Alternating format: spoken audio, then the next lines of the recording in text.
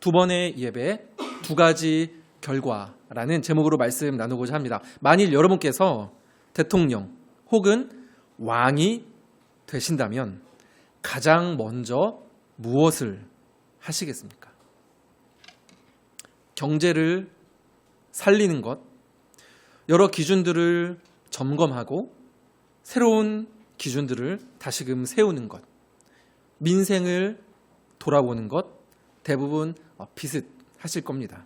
그런데 과거 이스라엘의 두 번째 왕이었던 다윗은 언약궤를 예루살렘으로 이동하는 일에 가장 먼저 착수했습니다.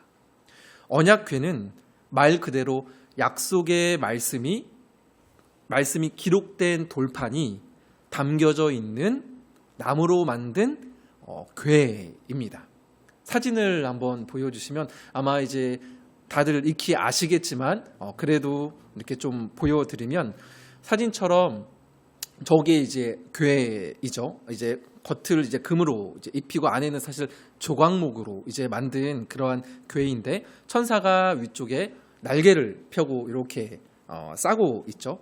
그 가운데 있는 부분을 속죄소 또는 시은좌라고 합니다. 영어로는 mercy seat,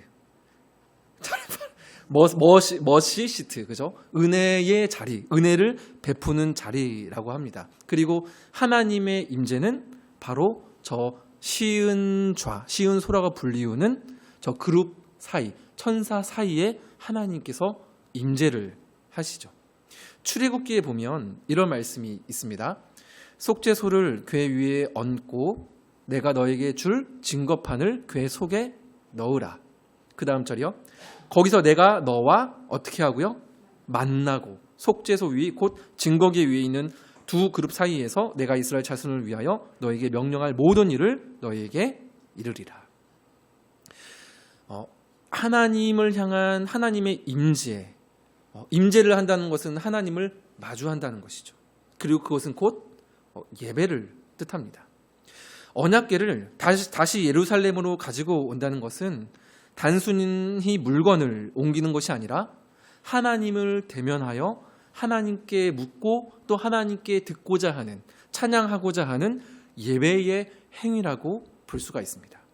그리고 사실 오늘 이제 말씀에 눈으로도 한번 이제 보시면 15장 27절, 이 페이지에는 없습니다. 15장 27절을 눈으로 보시면 마지막 쪽에 노래하는 자도 다 세마포 겉옷을 입었으며 다윗은 또 무엇을 입었습니까?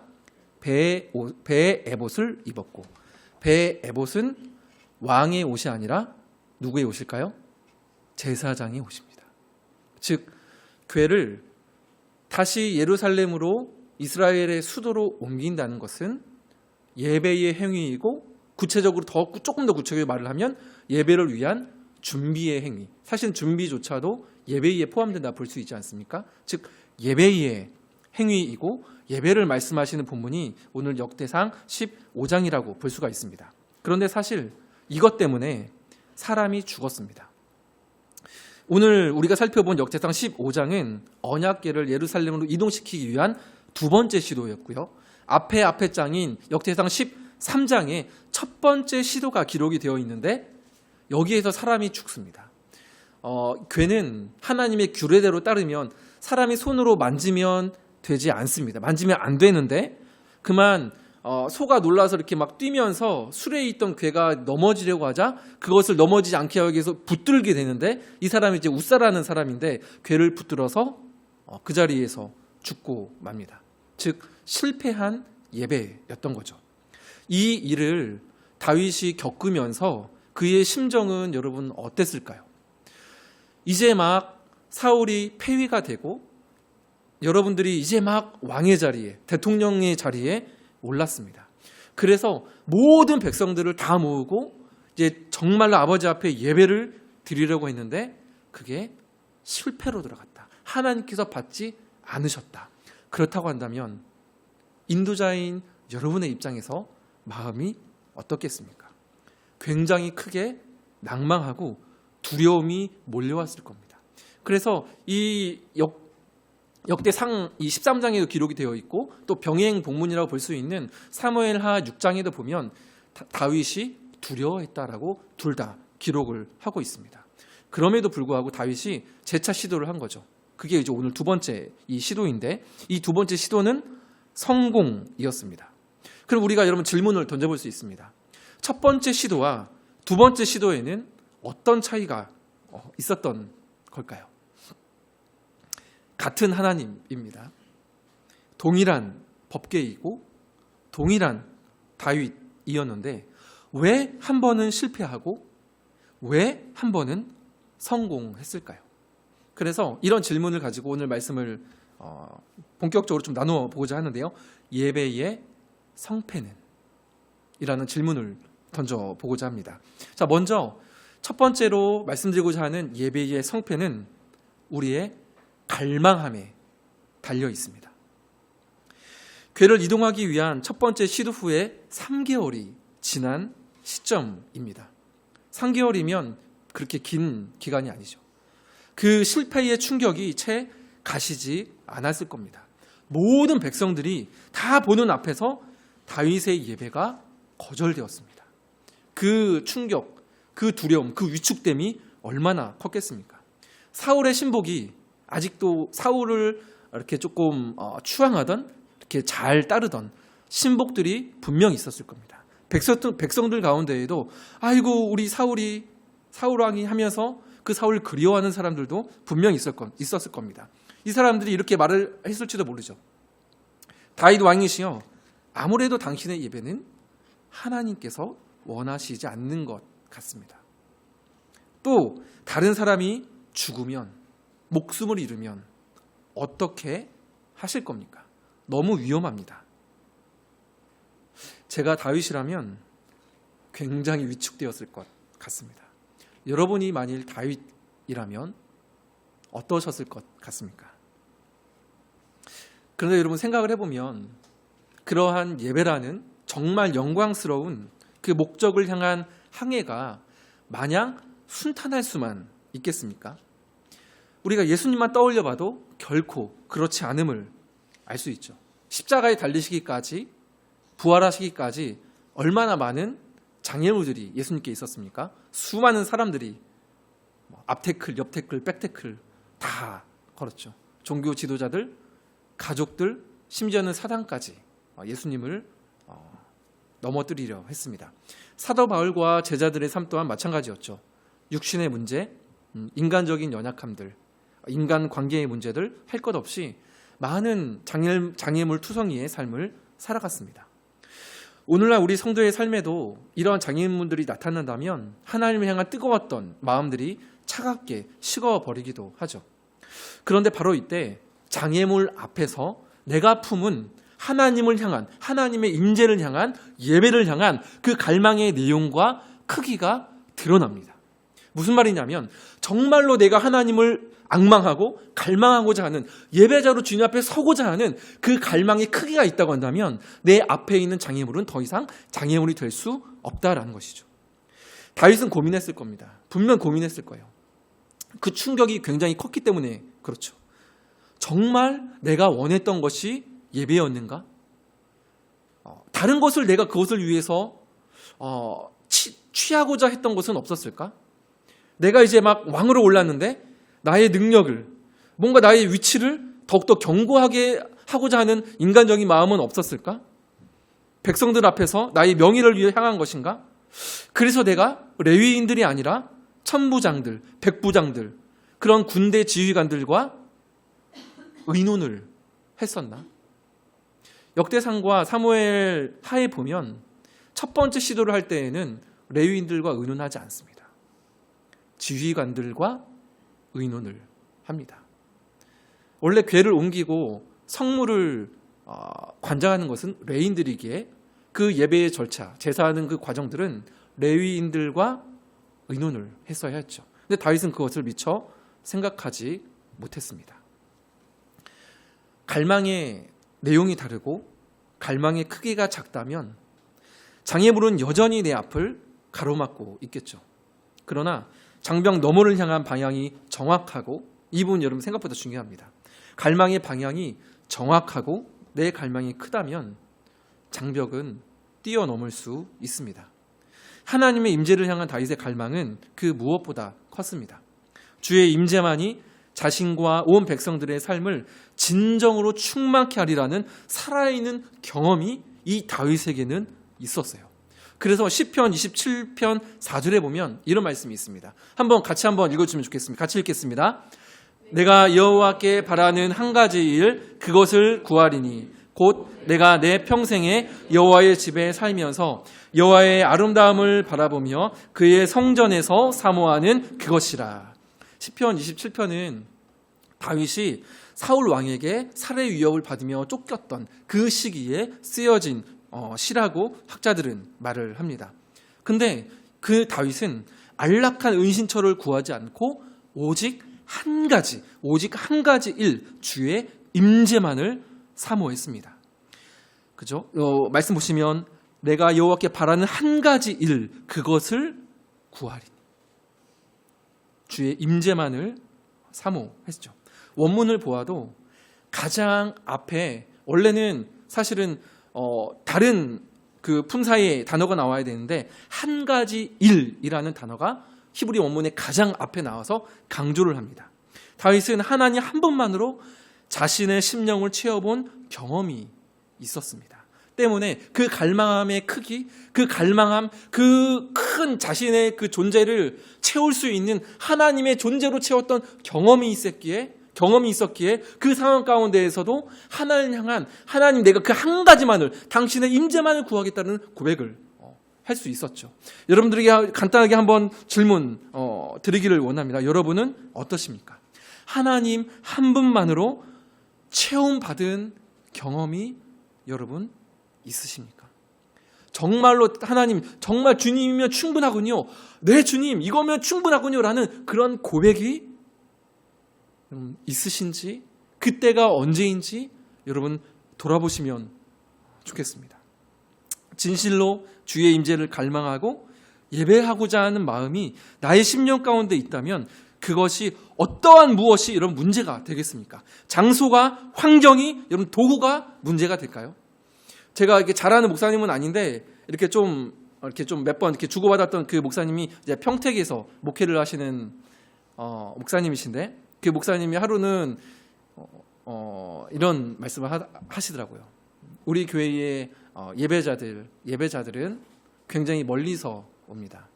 이 목사님 평택에 계시는데 정확하진 않습니다. 뭐 예를 들면 이런 거죠. 반주자는 2시간 거리에 있습니다. 일렉은 3시간 거리에 있습니다. 왕복 6시간입니다. 그런데도 옵니다. 정말 예배하고자 하는 마음이 있다면 거리가 문제 되겠습니까? 환경이 문제가 되겠습니까? 여러분이 정말 원하는 그 한 가지는 무엇인가요? 하나님이시기를 소망합니다. 그 임재를 향한 갈망의 크기는 또한 어떻습니까? 주를 향한 갈망이 그 임재를 사모하는 마음이 내 안에 사라지지 않는 한 성도는 어떠한 상황 가운데서도 일보 전진할 수 있습니다. 죽지 않고 살 수 있습니다. 다시 일어설 수 있습니다. 왜요? 주님을 향한 그 임재를 향한 갈망이 그 무엇보다 크기 때문에 그렇습니다. 임재를 향한 갈망을 가진 다윗은 그 갈망을 구체적인 준비로 전환을 합니다. 마음만으로 여러분 된다면 모든 일이 된다면 얼마나 좋겠습니까? 그죠? 그러나 이 마음을 구체적인 준비로 전환을 할 수 있어야 됩니다. 그래서 첫 번째 단락이 예배의 성패는 갈망에 달려 있다라고 한다면 두 번째 단락은 예배의 성패는 준비에 달려 있습니다. 예배의 초점은 드리는 우리가 아니라 받으시는 하나님께 있습니다. 여러분 이 사실에 대해서 아멘으로 화답하실 수 있으시겠습니까? 내가 기뻐하고 내가 은혜 받는 것이 우선이 아니고 중심이 아닙니다. 하나님께 기준이 있죠. 그렇다면 받으시는 분이 무엇을 기뻐하시는지, 어떠한 방법을 원하시는지를 알아야 하겠죠. 그래서 다윗은 가장 먼저 규례대로, 즉 하나님의 말씀대로 2차 이동을 준비를 합니다. 13절, 14절, 15절인데요. 같이 한번 여러분 우리 함께 목소리를 내서 한번 읽어보겠습니다. 시작. 전에는 너희가 매지 아니하였으므로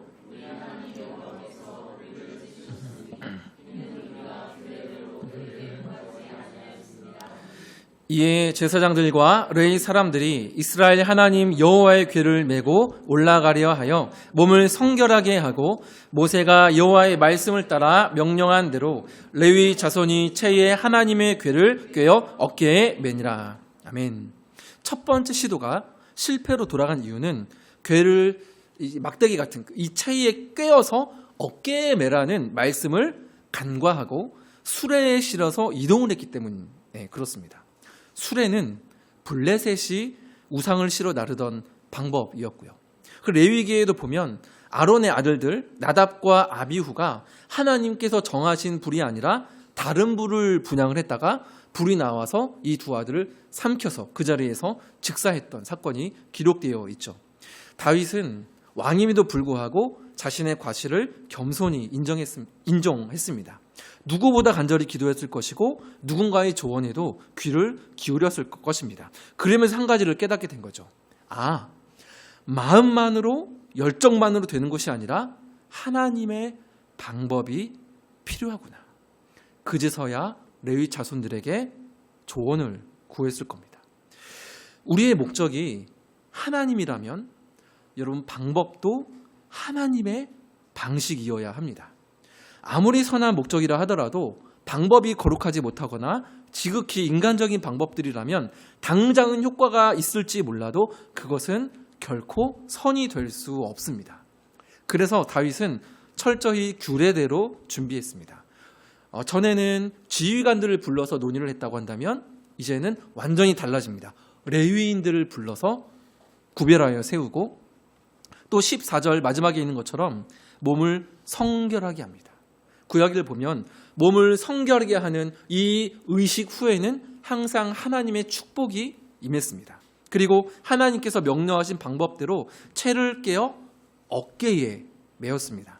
뿐만 아니라 찬양대를 조직함에 있어서도 굉장한 철저한 계획 가운데에 사람들과 악기가 준비되어졌습니다.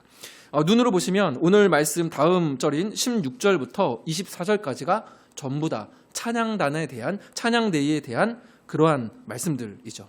그래서 이 부분들을 제가 묵상을 하면서 우리의 마음을 준비합시다, 찬양과 말씀이 준비되어야 합니다, 이런 쪽으로 성경을 쓰다가 고민하다 이 부분을 그냥 다 지워버렸습니다. 분명 필요한 적용이죠. 말씀이 준비되어야 되고 우리가 드릴 찬양이 준비되어져야 함이 마땅합니다. 그런데 대신에 이 한 가지 질문을 저는 드리고 싶습니다. 구약에 하나님을 만나는 성막과 지성소에 대해서, 그리고 오늘 말씀처럼 언약궤에 대해서 하나님은 왜 이렇게 자세하고 결코 짧지 않은 규례들을 말씀하셨을까요? 레위기 보면 온통 그런 거 아닌가요? 제사 드릴 때 무슨 가루 뿌리고 못 뿌리고, 어디는 무슨 동물은 안 되고, 어디를 해도 어디는 뭐 동쪽에다 버리고, 왜 이렇게 이 자세한가? 이게 모릅니다. 이거 시험 문제 나오면 이게 제일 골머리 아픈 성경 시험을, 도대체 하나님은 왜 이렇게 이거를 뭐 홍색실, 자색실, 뭐죠? 제가 흥분했는데, 궤는 몇 센치, 1년에 단 한 차례만 대제사장만 성소에 들어갈 수 있고, 왜 궤는 어깨로 매야 되고, 얼마나 아팠겠습니까? 이거를 또 메고 가려면은요. 왜 하나님이 이런 규례들, 이런 형식들을 이스라엘에게 주신 걸까요? 도대체 왜 그럴까요? 왜? 하나님은 왜 그러셨을까요? 하나님이 그렇게 꼼꼼하고 엄청 디테일한 분이시고 깐깐한 분이셔서 그렇게 하신 걸까요? 아마 여러분의 머리 안에도 떠오르시는 생각들이 있을 겁니다. 가장 큰 이유는 하나님은 하나님이시기 때문에 그렇습니다. 즉 하나님은 거룩하신 분이시기 때문에 그렇죠. 경외의 대상임을 알려주시기 위함입니다. 하나님은 여러분 사랑의 하나님이신 줄 믿습니다. 그러나 동시에 거룩하신 하나님이시죠. 죄인인 인간이 거룩한 하나님께 그저 아무렇게나 그저 쉽게 나아갈 수 없음을 일깨워 주시기 위한 부분입니다. 그리고 그러한 절차들을 통하여서 어떤 마음이 들겠습니까? 조각목을 깎으면서, 그죠? 하나님은 하나님이시지. 옷을 깨끗하게 빨고 목욕 제기를 하고 하나님께 기도하면서 하나님은 하나님이시지. 이러한 절차와 과정들을 통해 예배자의 마음으로 준비되지 않았겠습니까? 그 과정들을 잘 알지 못하고 무시한 채 괴로 인해 즐거이 춤추는, 예루살렘에 괴가 들어오니까 다윗이 막 즐거워서 춤을 추지 않습니까? 근데 그 과정들, 그 마음을 알지 못했던 미갈이 그 다윗을 보며 업신여겼죠. 이 말씀이 오늘 15장 마지막에 잠깐 기록을 하고 있습니다. 기독교 고전이라 할 수 있는 파스칼의 팡세에 이런 말이 있습니다. 형식에 자기의 희망을 두는 것은 미신이다. 그러나 형식을 따르기를 거부하는 것은 오만이다. 물론 오늘날 저와 여러분은 더 이상 구약의 제사 제도를 따르지 않습니다. 예수님께서 영원한 단번의 제사로 모든 것을 완성하셨기 때문이죠. 하지만 거룩하신 하나님을 대면한다는 그 마음가짐은 오늘날에도 여전히 유효합니다. 여러분, 예배 자리에 오실 때에 어떠한 마음을 가지고 이 자리에 나오셨습니까? 우리는 예배 자리에 나올 때에 한 번쯤은 생각을 해보아야 합니다. 우리가 예수님의 이름을 의지하여서 예배하고 있는데 과연 예수님께서는 어떠한 과정들을 통하여서 어떻게 살아있는 제물이 되셔서 어떻게 피 흘리시고 어떻게 부활하셔서 어떻게 새롭고 산기를 내셨는지를 우리는 기억해야 합니다.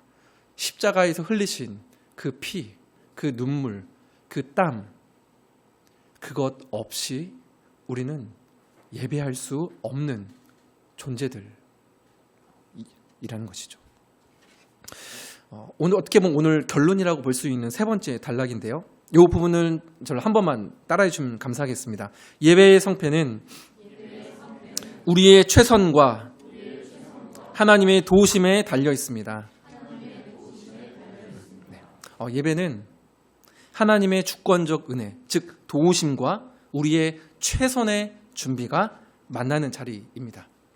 임재를 향한 다윗의 갈망은 너무나도 컸기에 첫 번째 엄청난 실패를 뛰어넘고 철저한 준비의 동력이 되었습니다. 여러분 맞죠? 예배를 향한 그 임재를 향한 갈망이요. 자, 그러면 이제 성공이 보장된 것일까요? 갈망이 있고 철저한 준비를 했다. 그러면 하나님께서 그 예배를 받으셔야 합니까? 아니죠. 하나님의 베푸시는 도우심과 은혜가 있어야 합니다. 오늘 본문 26절입니다. 같이 한번 읽겠습니다. 같이 읽겠습니다. 하나님이 여호와의 언약궤를 맨 레위 사람을 도우셨으므로 무리가 수송아지 7마리와 수양 7마리로 제사를 드렸더라. 아멘.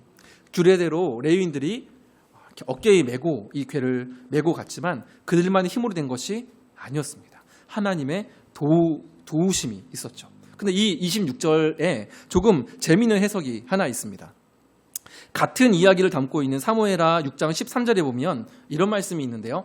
여호와의 궤를 맨 사람들이 몇 걸음입니까? 6걸음을 가매 다윗이 소와 살찐 송아지로 제사를 드리고, 어떤 학자들은요 6걸음마다 제사를 드렸다고 합니다. 그렇게 해석을 해요. 즉 원래 궤가 있었던 두 번째 시도, 첫 번째 실패를 하자 오벳 에돔이라는 사람의 집으로 이 궤를 가지고 가거든요.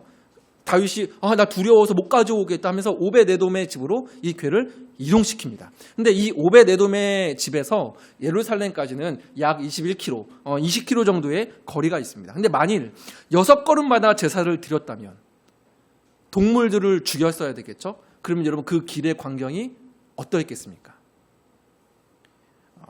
동물들의 울음소리와 피로 흥건한 그 20km의 길이 되겠죠. 근데 이거는 이제 다른 학자들도 또 반대로 말을 하는 학자들도 있고 저도 여기에 동의를 하는데, 만약에 약 21km, 20km라고 하고 6걸음씩 걸었을 때마다 제사를 드린다고 한다면 약 5,000번의 예배를 드려야 됩니다.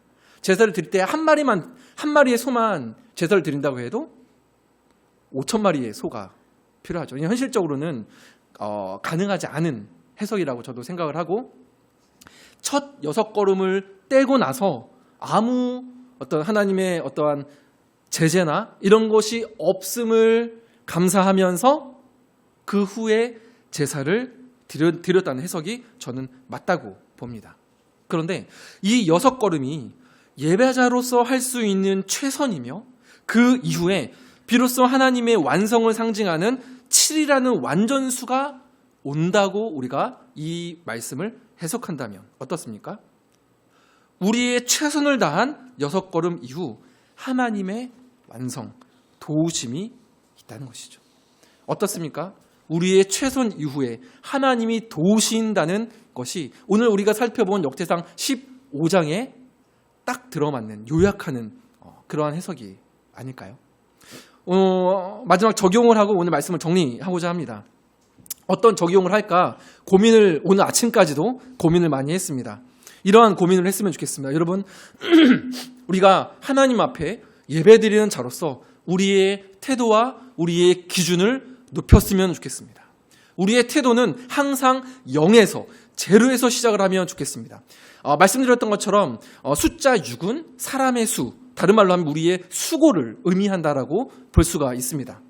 6걸음을 걸었다는 것은, 나누었던 것처럼 제사를 드렸다는 것은, 그 이후에 드렸다는 것은 최선을 다해 우리가 예배를 준비하고 예배를 한 후에 하나님의 도우심, 그 완성을 기대했다라는 것이죠. 여러분, 7은 6 다음에 옵니다. 5에서 7로 넘어갈 수도 없고 2에서 7로 넘어갈 수는 더더욱 없겠죠. 다윗은 인간의 요행 뒤에 하나님의 은혜를 구하지 않았습니다. 자신이 할 수 있는 온 백성들을 다 모아서 준비할 수 있는 최선의 것을 준비한 후에 하나님의 도우심을 기대했다라는 것이죠. 여러분, 제가 책에서 이러한 이야기를 읽었습니다. 일본의 어떤 경영인이 있었는데요. 이 경영인이 자신의 경영 원칙을 설명을 하는데 무엇이냐면 2호점의 실패라는 원칙이었습니다. 2호점의 실패. 무슨 말이냐면 1호점을 성공을 합니다. 처음 내서. 근데 2호점을 내면 꼭 실패하는 징크스 같은 이러한 것들을 굉장히 많이 이분이 경험을 했다고 합니다. 여러분, 그 이유가 뭘까요? 1호점에 경험이 있으니까 2호점은 이렇게 하면 될 거야 라는 생각으로 매뉴얼을 만들어서 그것을 적용하다 보니까 고객의 입장에서 시선을 맞추고 고민하고 애쓰며 하는 그 설레임들이 사라졌다라는 것이죠. 그러다 보니까 고객들의 니즈를 채우지 못하고 결국 2호점은 문을 닫게 되는 이러한 일들을 굉장히 많이 경험했다라는 것입니다.